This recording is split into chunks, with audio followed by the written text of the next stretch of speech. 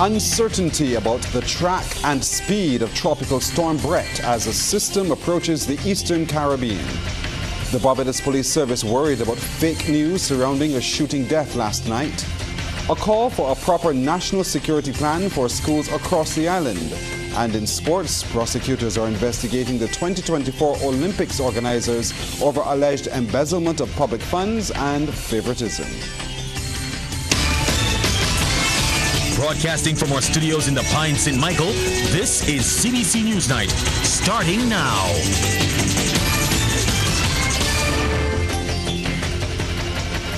Good evening, I'm Pearson Bowen. Tonight we begin with the fact that Met officials are keeping a close eye on Tropical Storm Brett, which continues to churn its way towards the region. There has been some uncertainty about the system's track and forward speed. However, late this afternoon, authorities issued a tropical storm watch for Barbados. Joining us tonight to explain if and how the cyclone will affect us is the Director of the Barbados Meteorological Services, Sabo Best. Mr. Best, good evening to you.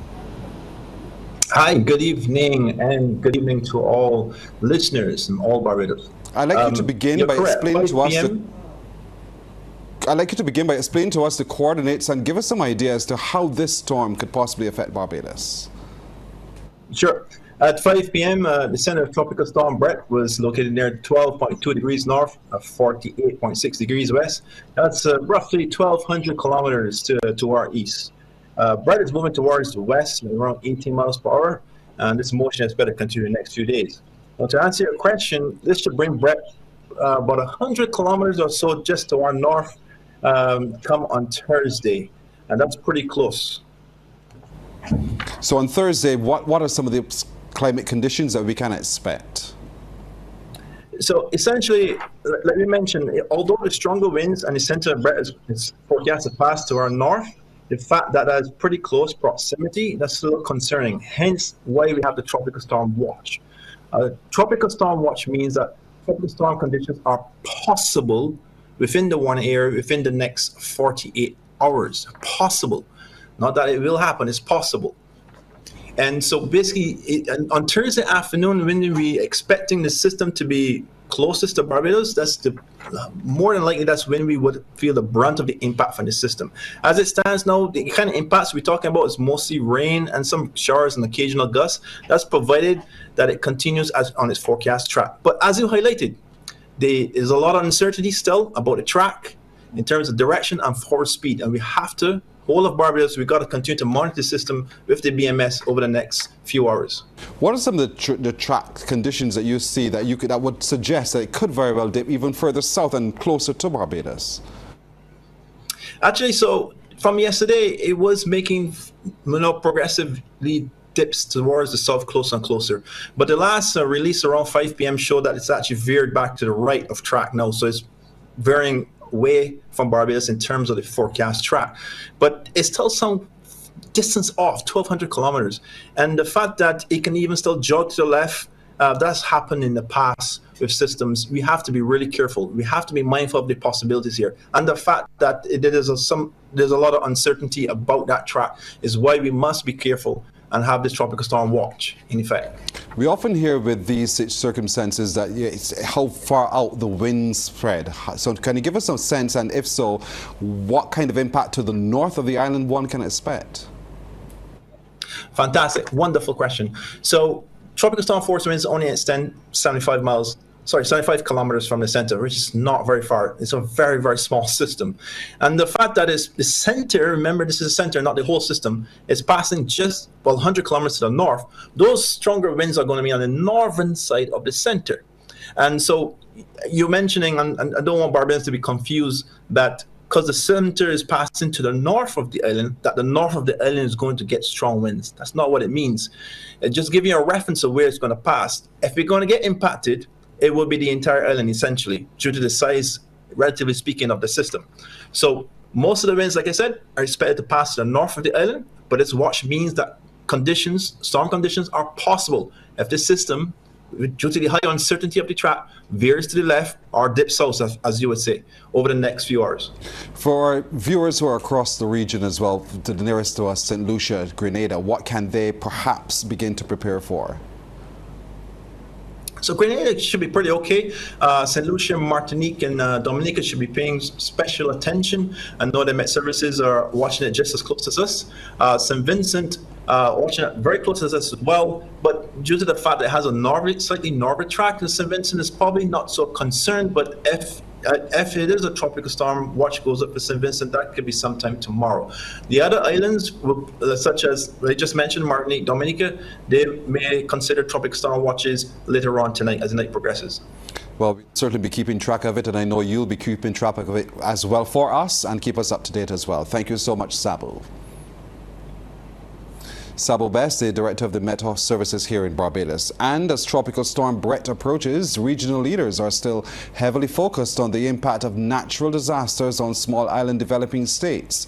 Prime Minister Mia Motley is expected to take the region's case on the issue to a meeting this week in France. And Prime Minister of St. Lucia, Philip J. Pierre, says she has his and other leaders' support as she prepares to attend the summit on a new global financing pact. He was addressing the opening of the 53rd annual meeting of the Board of Governors of the Caribbean Development Bank in St. Lucia.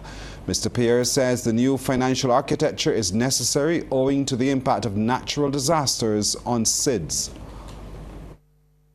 It is imperative that our regional agenda finds adequate and suitably designed financing mechanisms to build social, economic, and environmental resilience, and also provide the necessary fiscal space to properly respond to climate change-induced disasters, such as hurricanes, droughts, floods, rising sea levels, and rising temperatures that affect our economies with increasing intensity and frequency. Our failure to obtain a suitable tailored financing framework from the national community would mean that our individual and collective ambitions to attain the UN 2030 Sustainable Development Goals will continue to be severely compromised by the lack of developmental finance. The CDB meeting being held under the theme Marshalling Finance for Development, Access to Adequate and Affordable Financing, brings together the bank's highest decision-making body to discuss key development challenges facing the region. Well, President of the CDB, Dr. Hygienist Jean Leon, says to complement the Bridgetown initiative, the Barbados-based institution is exploring new and innovative ways to shape the allocation of concessional financial assistance, including through the Multidimensional Vulnerability Index, or our Recovery Duration Adjuster Framework. Multilateral development banks, including the CDB, have also been recently designated as prescribed holders of special drawing rights by the International Monetary Fund and can use these SDRs for loans, swaps, pledges in exchange for currency, or settling financial obligations, among other purposes. The Barbados Police Service is advising Barbadians to seek information from credible and reliable sources and not from the internet. This following a post in circulation which claimed to reveal the individuals involved in last night's fatal shooting at 4 Road, St. Philip. According to police, at this stage, they have no evidence to corroborate this social media posting. Meanwhile, 2 children are now mourning the loss of their father after that incident in St. Philip. 20-year-old Nikobe Lavia of Cox Hill in the same parish was killed, while a 26-year-old man was injured when gunshots rang out around 7:30. Reports indicate both men were in a car in the area when they were confronted by a group of males. As news of the incident spread, scores of onlookers and relatives gathered at the scene. One of Nikobe's relatives, who spoke to us off camera, recounted fond memories of the late entrepreneur. And he was a very loving boy. It was never a dumb moment when you, even if you try to get vexed with him, when he started to laugh and smile, you have to smile. The last time I saw him was on Wednesday. I was driving in CDS side the roadside in the project, and he stopped me and said, "Auntie, I really have to come and pay you a visit because you was so good to me."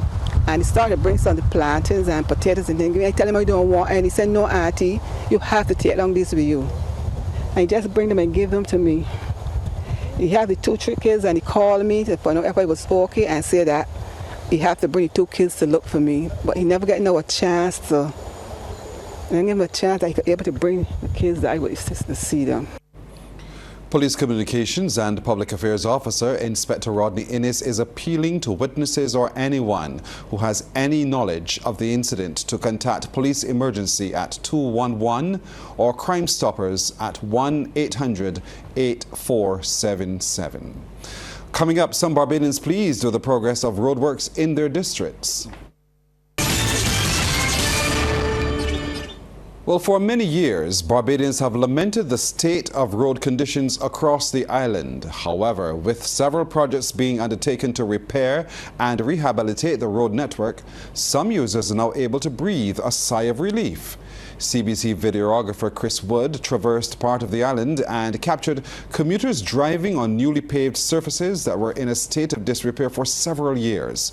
Among them, Carmichael Road in St. George, a major road artery which has been reconstructed under the Global Roads project funded by the Inter-American Development Bank. The Ermy-Bourne Highway and Highway 6, better known as Balls Park Road, have also been rehabilitated. Along with Vaughan's Road number 2 in St. Joseph, which forms part of the Chinese-funded Scotland District Road Rehabilitation Project. Residents of St. Andrew are pleased that much of the infrastructural work has been completed and look forward to more being done to uplift the rural parish. We feel real great about the road. It's been long and far. Long time we need a proper road like this. We give real thanks to Info for giving us nice road to travel on, to and fro, up and down this lovely road.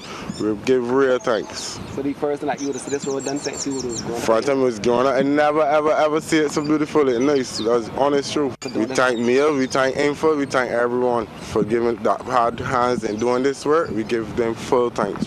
I'm very proud of what this administration is doing as it comes to the roads.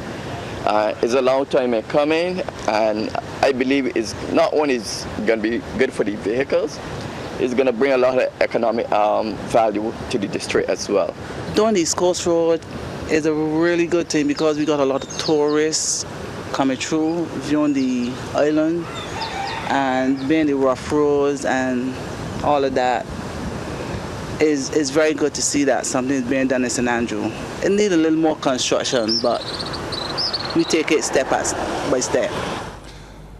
Well, officials are reminding motorists using that road from Barclays Park to Belle Plaine that the area is still a construction zone and to observe the 30 km/h speed limit. Well, the search is on for the next group of Barbadians who will represent the country at the 2024 World Skills Competition in France. Assessments for that competition got underway this morning at the Lord Erskine Sandiford Centre. Our Rianne Phillips tells us more. Overall, 24 young people are vying for the chance to represent Barbados in 4 disciplines at the World Skills Competition in France next year. And this morning, things heated up in the kitchen as 4 contestants began their assessments in cooking. Dario Walcott, lead officer with World Skills Barbados, explains the assessment process. In cooking, there are 8 competitors. They're broken down into 2 groups, so there's a morning group and an evening group. And for restaurant service, there are only 3 competitors now. This competition is actually a 3-day competition, so the same competitors compete for over 3 days. World Skills International, the same competitors actually compete for 4 days. In addition, we have automobile technology and car painting, which will be conducted at Inchcape, Barbados. Persons may know that as Simpson Motors, and that'll be over the weekend. Executive Director of the TVET Council, Henderson Eastman, says the competition is beneficial to the contestants and the country at large. If you want to produce a workforce that is world class, you got to have world class employees. We enter the world stage as a benchmark to know where we are in terms of technical skills. And when we started, I think this is, we went on the world stage, this is about our 4th competition that we're 5th competition we're looking at the international level. And we know that we are behind. At this stage, we are not going to look to win. We have come close to a medallion of excellence twice, and they define a medallion of excellence as world standard. You have your winners, 1, 2, 3, and then you have several people that get medallion of excellence. So we want to get there first. As the assessments progress, TVET officials say people can head to the LASC to support the contestants and taking the action from the expo in the areas of virtual reality, robotics, fashion, and cosmetology. Those who are unable to attend in person can view the action online. Rianne Phillips, CBC News. The Barbados Union of Teachers wants to see a proper national security plan for schools across Barbados. First Vice President Julian Pierre, who is also chair of the Health and Safety Committee, says what's needed is an all-hands-on-deck approach to deal with issues which arise. He says stakeholders in education should meet to discuss problems, including violence in schools. We also have to look at the beginning. And when I say the beginning, we look at the source of why we would have violence in schools. We have to take it to the community. We have called for social services to be revamped. And when we say revamped, we really have to look at it. Years ago, social services would have gone into communities, speak to persons. Obviously, we know there is a link between the socioeconomic level of some persons, and we know that their turn into crime has a relation to poverty. So we want a proactive approach as to how we deal with this. Mr. Pierre says the BUT has asked for a security presence at some 40 schools. Because there have been incidents at those schools, primary and secondary, over the years, which are of concern to us. We would say that there are more security guards in government buildings than at schools where it is needed. And this is something that we really want addressed at the national level. The Lashley Foundation is on a mission to get teens and young adults to share their ideas on the environment and climate change while showing them the opportunities in the field. That's the reason the foundation has launched its Young Environmental Writers Award for 16 to 25-year-olds. While a 500-word essay submission is required by this Thursday, Executive Director Lashley says the first prize will provide invaluable benefits to the winner. This competition, we're teaming it, regionalism and climate change, and we want young persons to address subcategories such as youth, policy, agriculture, energy, and water. So we're really encouraging young Barbadians to apply within this opportunity. The environmental sphere is so broad. There's so much opportunities that young Barbadians can get into when it comes to addressing environmental issues. And through this Environmental Writers Award, we want to expose you, young Barbadians, to as many opportunities as we could. And this Young Writers Award would also continue when we send one young Barbadian to the Bahamas Youth Climate Change Conference next month. But we're also hoping to continue this Writers Award by supporting 2 young Barbadians through the Barbados Youth Climate Action Summit to attend COP28 this year. Sports Night, brought to you with the compliments of Great Health Works, agents for Omega XL.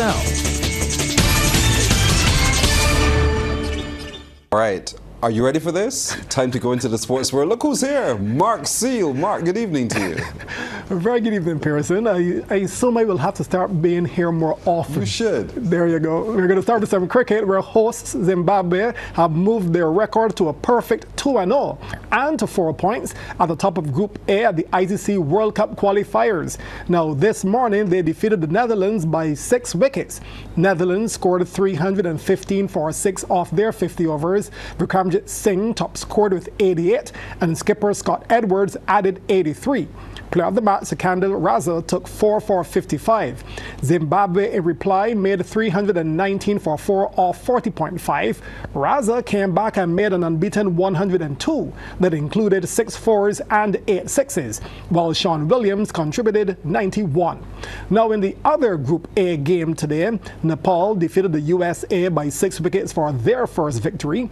USA batted first and scored 207 in 49 overs, led by 100 not out from Shahan Jahangir. Nepal replied with 211 for 4 off 43 overs.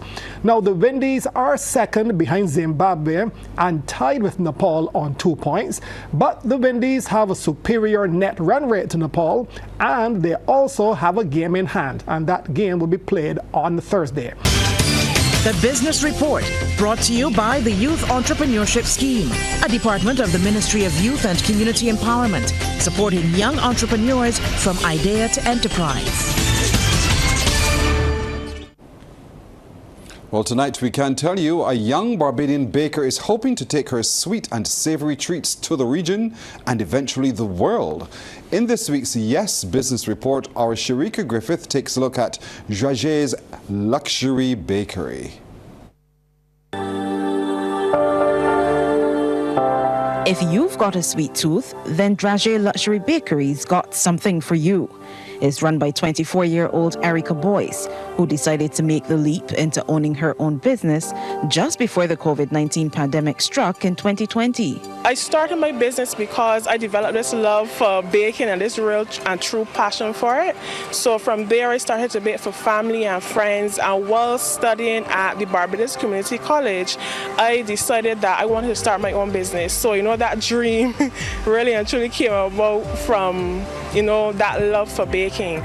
And so the business was born. But what exactly is a dragée? The name dragée means sugar plum in French. And sugar plum is a nickname my dad would have given to me growing up. So when I decided to start my business, originally I would have wanted to name it sugar plum, but after, consulting with other business experts, they would have told me try for something a little, fancier, because there were other businesses in the island with a very similar name.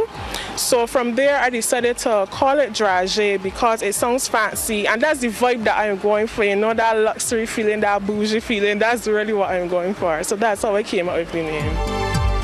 The business offers customers a selection of luxury desserts, including cakes and cookies. I would have recently launched my luxury tray cakes. So those are cakes that I bake in these small foil trays that are portable. They can serve 4 to 6 people depending on which size you purchase. Like I said, I sell cheesecakes and my signature 4-ounce cookies. The response has been great so far. Once again, like I said, I started shortly before the pandemic. So the pandemic really caused a lot of businesses to slow down and stuff like that. But outside of the pandemic, things have really been picking up. The response from clients has been great. They've been, trying the products, loving the products, and it's been truly pushing me forward to continue with creating new products and launching it. And recently I would have launched my Drage weekends, where I sell mini tray cakes and my tubby desserts, which is a tiramisu in a tub. And the response for that has been great. Those have been getting really popular recently.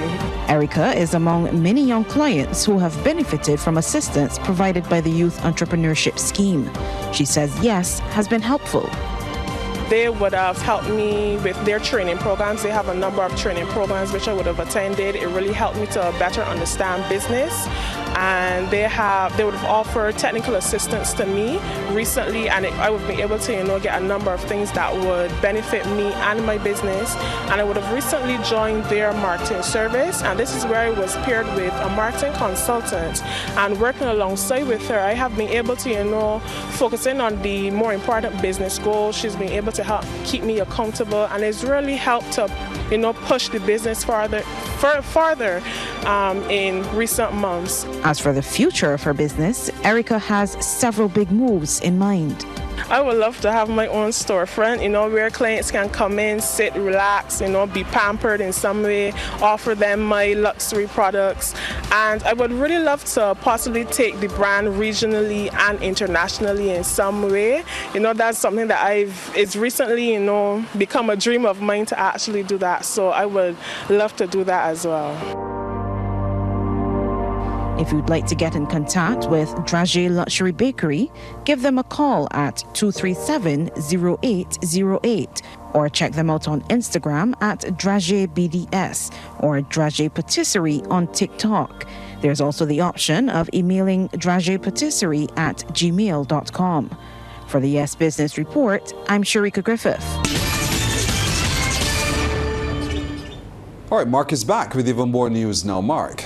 On now to basketball, where Queen's College remain unbeaten in the ongoing National Sports Council's Under-14 basketball competition, claiming Combermere as their latest victims. CBC's Anne-Marie Burke reports.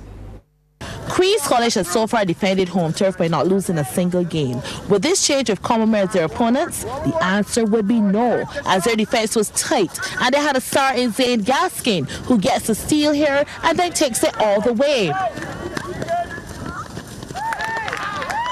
This is not to say the Cormier boys did not keep it as tight as they could. That was Seth Plater with a nice floater. But remember I mentioned QC's point man Gaskin? This is just the first few minutes of play and he was already on fire. And no matter how the Cormier boys tried to keep things as close as possible, Gaskin was just not having it. They got some shining moments, however, in true fighting spirit. Gaskin not always being the one to triumph, as Jonathan Neblett Roach not only stole it back, but backed it too. QC, however, had the upper hand and by the end of the first quarter, had a 19-8 lead. Into the second, and the boys in red continued their dominance. Joshua Reeves Daniel was the one behind that basket.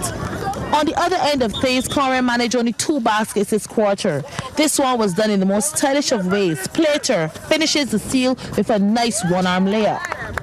Plater was also the mastermind behind the second one. He takes the pass and goes coast to coast and uses the backboard for a little assistance. But QC had a lead to maintain and they not only kept it, but extended it. And with all hands on deck, went into the half at 26-12. The third ended also with them leading 35-20, so Cormier had their work cut out for them if they wanted to pull things back in the final 15.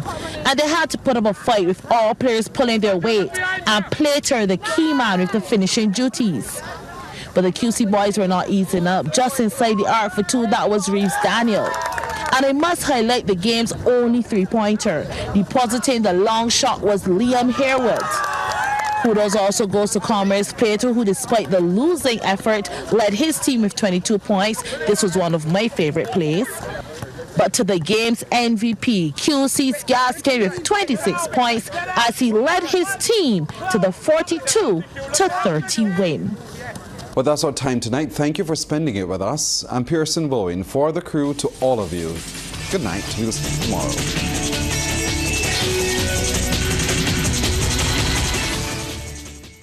Thanks for visiting us. Now, if you want to see more stories like this one, like and subscribe to our YouTube channel. And you can always go to cbc.bb for the latest news and current affairs.